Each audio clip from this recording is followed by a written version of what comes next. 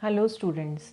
In my previous video, we have analyzed the structure of economies of China and Pakistan, and with that we have discussed the similarities in the developmental path of India, Pakistan and China. Now today we will discuss about the comparative study of India, Pakistan and China. The indicators of this comparative study will be the population, growth index, sectoral contribution, human development indicators, and we will discuss more indicators under this. Like in population, we will discuss about the strength of the people living in the country. We will also discuss the growth rate of population, the density of population of the respective countries. We will discuss about the sex ratio also and urbanization under the population head. Under human development indicators, we will discuss human development index, life expectancy rate, infant mortality rate and people below poverty line. We will also assess the sanitation condition of all these three countries. So let us start with the first indicator of economic development of a country, that is population. So now we will discuss these indicators one by one.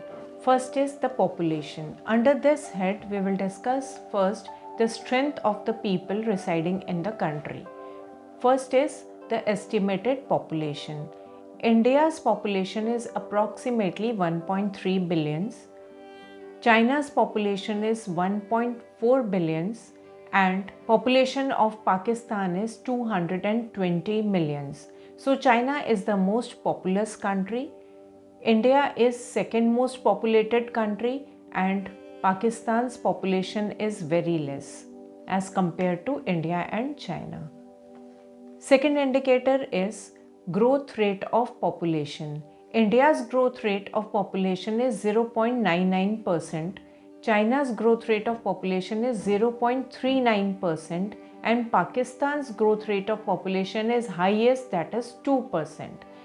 There is a reason behind this why the China's population, that is growth rate of population, is less. It is because of the one-child policy introduced by China in late 1970s. Under this, better health facilities were provided to women so that the death rate as well as the injury caused to them at the time of pregnancy or at the time of delivery of the child has been reduced. Next indicator is density of population. China is the third largest country of the world, but its growth rate of population is very less as compared to India and Pakistan. So the density of population of China is also the lowest one. India's density of population is 419.8 per square kilometers. China's population is 150.5 per square kilometers and Pakistan's density of population is 277.4 per square kilometers. So India's density of population is the highest one and China's density of population is lowest as compared to India and Pakistan. Next is sex ratio. India's sex ratio is 929 females per 1000 males. China's sex ratio is 941 females per 1000 males and Pakistan's sex ratio is 947 females per 1000 males. Next indicator is urbanization. India's urbanization is, when is calculated in percentage, it is coming to 35%, whereas China's urbanization is the highest one, 61.4%, and Pakistan's urbanization rate is 35%. You can observe this through the diagrammatic presentation. Next indicator is the growth indicator. The actual economic indicator of every country is its GDP growth indicator. In 1980 to 90 and after 2010, we will study these two figures so that we will be able to understand how the growth is taking place in all the three countries. India's growth rate in 1980-90 was 5.7%, China's growth rate was 10.3%, and Pakistan's growth rate regarding GDP was 6.3%.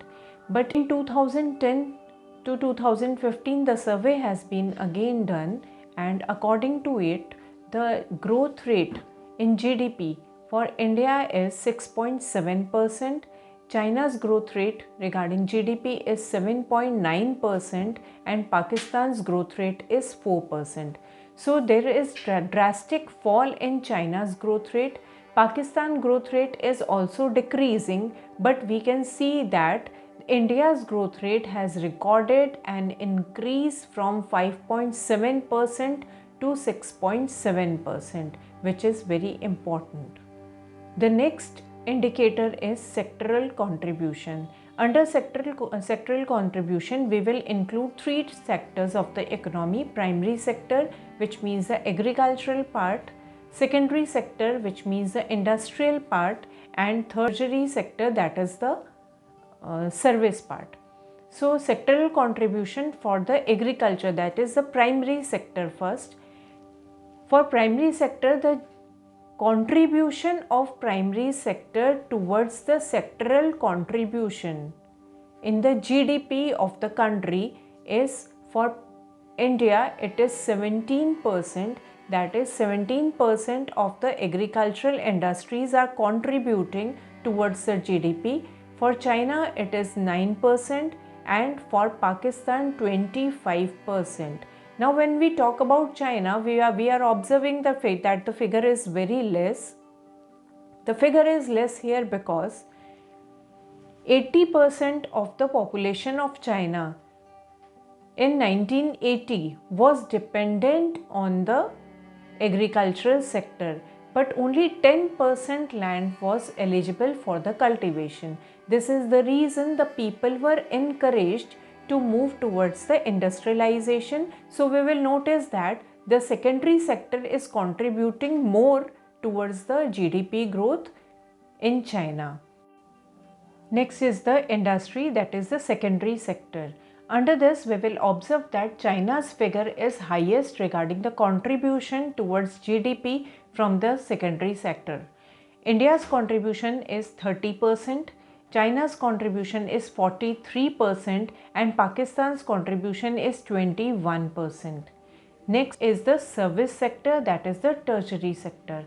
Under tertiary sector, Pakistan and India both contribute more, that is the maximum, towards their total GDP. India's contribution is 53% and Pakistan's contribution is 54%, that is the highest.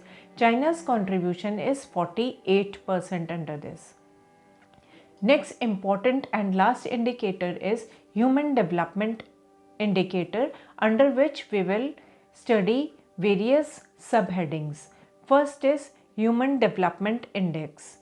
Human Development Index for India is 0.624, China 0.738 and Pakistan 0.550.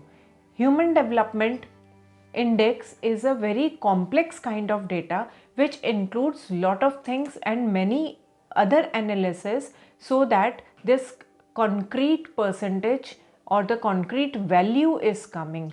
So we will study other indicators also under this subheading. Second is life expectancy at birth. It is important first to understand the meaning of this term. It means that average number of years for which people are expected to live. So for India, it is 68.3 years. For China, it's 76 years. And for Pakistan, the life expectancy at birth is 66.4 years. That is the minimum one. Next indicator is infant mortality rate, IMR. It means number of infants dying before reaching 1 year of age per 1000 live births in a year. Low IMR always shows better health and sanitation facilities available in the country. So India's IMR is 38 per 1000 live births. China's IMR is 9 per 1000 live births and Pakistan's IMR is 66 per 1000 live births, that is the highest. Next indicator is people below poverty line. It covers the people who do not have that level of income and expenditure which is necessary to meet the specified minimum level of calorie intake. India's people below poverty line rate is 37%, China's is 32% and for Pakistan it is 44%. The last subheading is Access to Improved Sanitation. For India, the improved sanitation rate is 77%. For China, it is the best, that is 85%, and for Pakistan, it is 64%. So, we have done a comparative analysis through the diagrammatic presentation as well as the explanation I have given you regarding the comparative study of India, Pakistan, and China regarding various indicators which show the complete economic structure of all the three countries. Thank you.